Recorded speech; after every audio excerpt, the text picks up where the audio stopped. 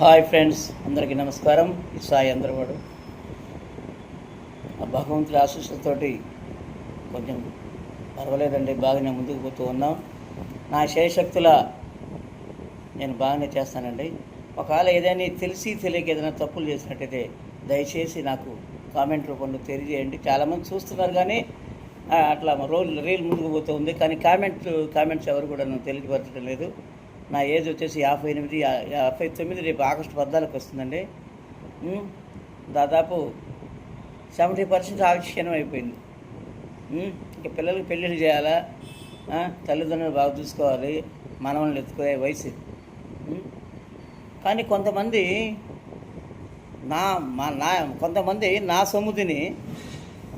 సొమ్ముని దోపిడీ చేసి నన్ను నమ్మించి మోసం చేసి నా సొమ్ము తిని నా మీదనే దాడి చేయటం, దాన్ని ఏమంటారండి? అది వాళ్ళు ఒకటి గుర్తుపెట్టుకోవాలా, వాళ్ళు ప్రస్తుతానికి ఆనందంగా ఉండొచ్చు, కానీ భగవంతుని మాత్రం క్షమించడు. నేను పక్కా శివభక్తుని. నేను 6 జ్యోతిర్లింగాలు చూశాను. ఉజ్జయిని, ఓంకారేశ్వర్, 6 గంటలు చూస్తే 8. శ్రీలంకలో ఒక శక్తిపీఠం ఉంది, అది కూడా చూస్తాను. నా కూతుర్లు మా నాన్న నాకు అన్నదండగా ఉన్న రోజులు ఎక్కడికైనా పోతాను, ఏదైనా చేస్తాను. ప్రస్తుతం నా ఫైనాన్షియల్ అంతా వాళ్ళే. నేను చాలామందికి చాలా చేశాను, ఎంతో డబ్బు ఖర్చు పెట్టాను, ఎంతో ఇది చేశాను, ఫంక్షన్లకి డబ్బులు ఇచ్చాను. ఆఖరికి సరుకులు, చేపలు, రొయ్యలు, ఆఖరికి నిత్యావసర సరుకులు, పాలు, పెరుగు, మరి మానవుడికి ఏ అవసరం అన్ని అవసరాలు తీర్చాం. అవసరాలు తీర్చుకొని ఈరోజు నా మీదనే దాడి చేస్తారా? సరే, నా మీద దాడి చేస్తారు. అసలు నా షాప్ మీద దాడి చేస్తారా? నేను ఇంకో రూపాయన నేను అట్లా